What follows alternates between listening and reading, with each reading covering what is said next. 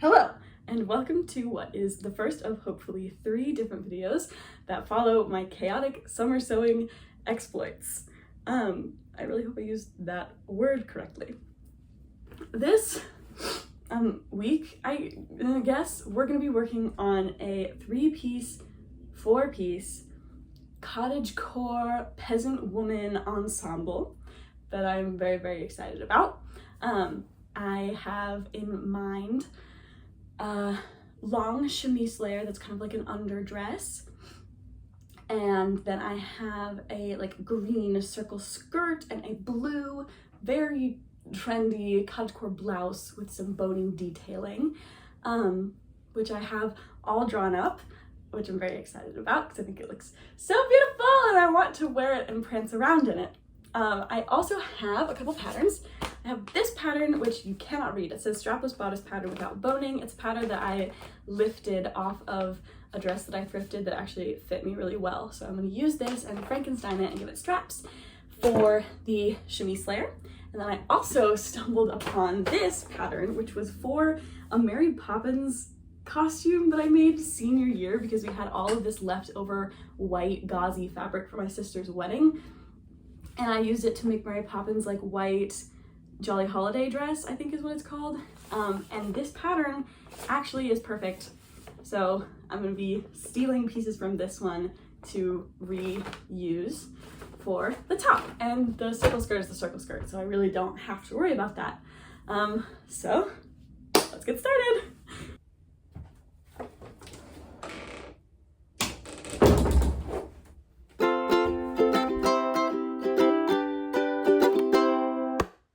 So I got to work cutting out those pattern pieces. Actually, that's really not true. I had to trace them first. And since my sister stole all of my butcher paper, I had to tape printer paper together. Okay, so I made some alterations. Namely, I added a 1/2 inch to the center back, center front, and side seams just because I wanted this to be kind of loose fitting. I drew out the flares, but only for the first, this is probably 8 inches or so. And then I tried to add straps. This is not scientific at all. The method that I'm using, I would like to refer to as chaotic. I'm gonna cut these out and then that'll be that. Then I did a ton of things in between those. So this is actually just me sewing up the hem of the chemise layer. I sewed together all the pieces, evened out the hem, added what I thought was going to be a ruffle that turned out to not ruffle at all. So now it's just like a 4-inch wide hem that I turned up and sewed, but it actually worked out pretty well because now the hem has a lot of stiffening stuff at the bottom. I also got to use all of the fun Broman lace and also my pretty blue Broman buttons, which was super exciting because I feel like I've had those for years now and actually not had a use for them, but now I do, and they look so pretty! Ta-da! Chemise is done. So now that I have this layer finished, it is time to get started on making the circle skirt.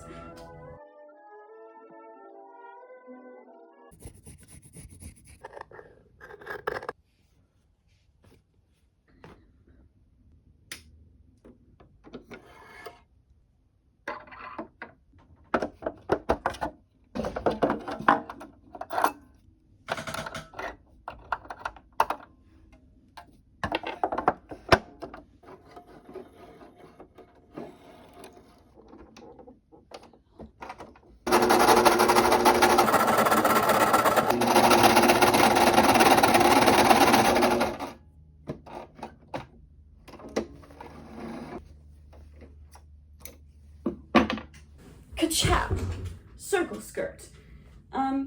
I definitely had to find different fabric for the waistband because I didn't have enough of this green stuff to make the waistband, and it wasn't until I was actually sewing it on that I looked at it and I thought to myself, hey Taylor, that looks a lot like Shrek. So we're just gonna pretend, you know what, actually Shrek is a cottagecore icon living in a swamp all by himself, so I love it. Circle skirt's done, and now we can go ahead and move on to the bodice. Okay, now that we have concluded with the completely necessary sewing ASMR, we may continue with the actual process of this. So this is the part that I actually kind of got on camera because this was all the stuff that was post the phone call with Sasha that encouraged me to do this in the first place. So here you can see me taping together that paper. We've addressed why I had to tape together the paper earlier, and tracing out these pattern pieces. These are the Mary Poppins blouse pieces that turned out to be so incredibly helpful. I made a couple alterations to these, which you can see me kind of erasing some of the lines, but really all I had to do was, like, I think I added a couple inches to the back of the corset piece and maybe change the neckline of the front piece like a tiny bit. I definitely evened out the darts because the darts were uneven, and that's just something that senior year tailor would have done for a pattern piece. So then I cut them all out. It was fairly simple. There was only 3 pieces to this too, which is super awesome. If you're not counting the sleeves, which I did not draft a pattern piece for because sleeve patterns just end up being huge and unnecessary, and I could have made a pattern for them, and I probably would have used the sleeve pattern again, but instead I have chosen to not do that. So then I had all the pattern pieces, and they look so beautiful and also ridiculous, and I found actually that fabric, which I used as like a stiffener basically, because I was going to use the fusible interfacing that you can actually see crumpled in the top right hand corner, but it doesn't really stiffen as much as I thought that I would need, and I had used this, I think it's like literally upholstery fabric before, and it actually works super well. It's like thin enough that it doesn't feel obtrusive, but solid enough that I can use it as like a stiff layer, and it is stiff. So I went ahead and used this, and then I flatlined it to the actual fashion fabric, and it worked incredibly well. I did not expect it to work as well as it did. Here, you can see me greeting my mother, who had just entered the room. There's her feet. Cool. Oh, hi, Mom. Okay, so then I went ahead and cut out all my pieces, and the convenient thing about cutting out the really thick ones first was that once they were all cut out, I could go ahead and lay them down on the much thinner fashion fabric and just use that as my pattern piece. And instead of using pattern weights like a normal and official seamstress, that is a jar that I put 2 candles in for my niece, who found both the jar and the candles and thought, hey, could you put these together for me? And I said, yes, I will do that. So that is why there are candles in that random glass jar. So then I went ahead and cut out the top pieces. The top pieces I did not cut that thickening layer out of because I knew I wanted them to be kind of like ruched and flowy. They're not actually that flowy, but they're definitely not solid, so I just cut those out of the fashion fabric. And this is the actual flatlining process. You really can't see it, but you can see that bright orange thread against the dark blue of my walls. This really did not take as long as I thought it was going to. It's definitely something that I don't normally do because it's a lot of extra effort, but it turns out when you put the extra effort in, it makes it so much easier because the layers didn't slide around. And here are the literal 8 darts that I had to sew. Ridiculous. Why did I have to sew so many? Because both the outer layers and the lining layers had to have the darts in them so that they would fit normally, and that's just so many. And there are 4 pieces that had darts, and I was like, I have done this to myself. I hate darts, if you couldn't tell from my emphatic discussion of how much they annoyed me. But it was pretty easy because I just put them all in a pile and did them all super, super fast. And yeah, it wasn't actually so horrible. Now, if you'll allow me to skip ahead no fewer than 10 steps, we're turning all of the bodice pieces inside out. So I sewed all of the like front top pieces and the back top pieces, the parts that aren't part of the corset part. I sewed those along the top so that I could then sew them to the corset and then flip them inside out, and then all of the edges would be finished. It's so much simpler if you're looking at it, but I didn't film that at all, so I'm just going to say it and you get to believe me. Here is me doing all of the complicated pinning that will allow me to flip it the right way out. Here's me sewing. It's slow motion. That's on accident, but look at how pretty it is. You get to see the first glimpse of the bodice. It's actually really cute, and I did not anticipate that. Here's me ironing the sleeves, and this is, oh, that was bad camera work. I'll fix that.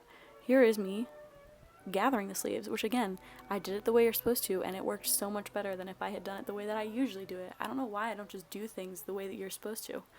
But anyway, now that's done, and then I could go ahead and pin it to the sleeves. I did pin both of the sleeves on my mannequin like this.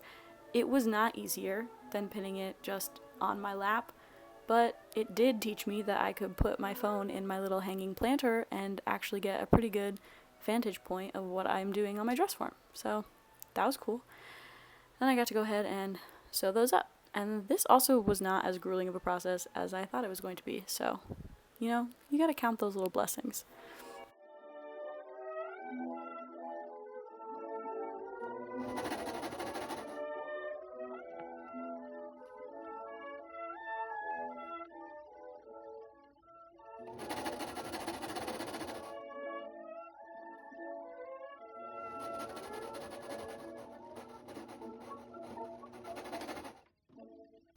And for my favorite part, the part where I unnecessarily put the in progress piece of clothing onto my dress form as though I was ever going to need to do that. In the real world, I don't just randomly put them on my dress form, but in video world I do. And here is me cutting out the bottom ½ inch of that stiffer fabric so that I could turn up the fashion fabric and use that to finish the edges.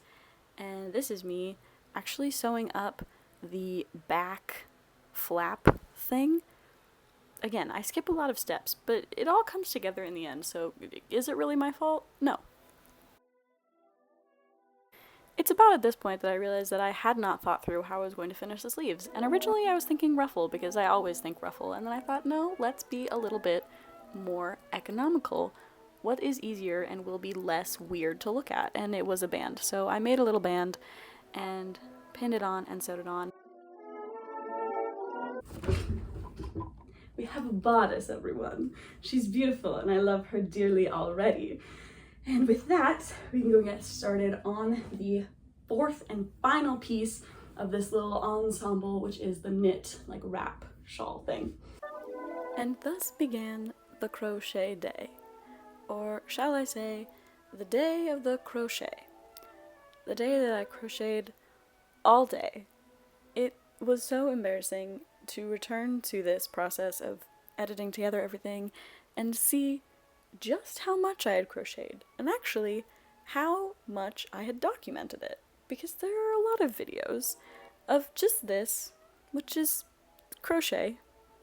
It took a long time. I sincerely, desperately overestimated my ability to crochet quickly and underestimated the amount of time which this shawl would take. And the crazy thing is, if I had more yarn, I probably would have done like 2 or 3 more rows of this, because it's still like just a bit too short. But the problem I think also is that this is like meant to be an over the shoulders wrap shawl, and I kind of wanted it to be like a torso wrap shawl. But in the end, I still really love this pattern. I'm so proud of finding it and being able to do it, because I love that it like looks like flowers almost. It's just the most fun texture and I love it. And now, because I kept in my mother entering my room, behold my brother entering my room. Are you ready to go cabin? Is it time? It can be. I'm ready if you're ready. And now it's time to put it all together.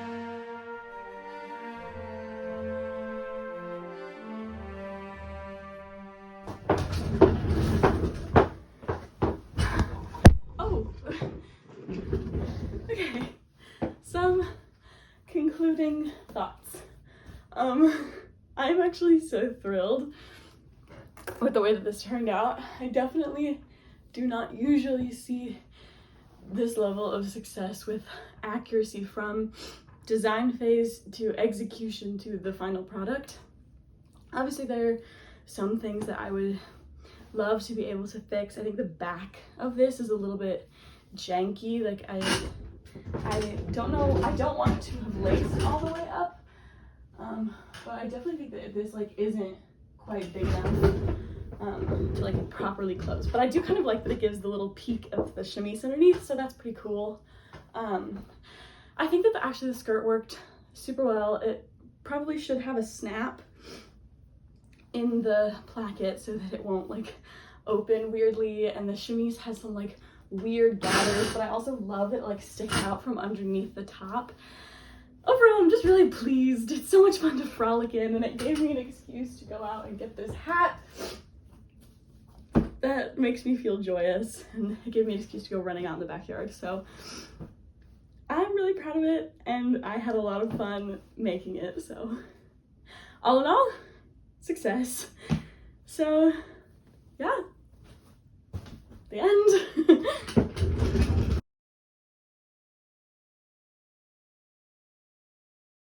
I didn't have a tripod. Look what I filmed on. Heyo!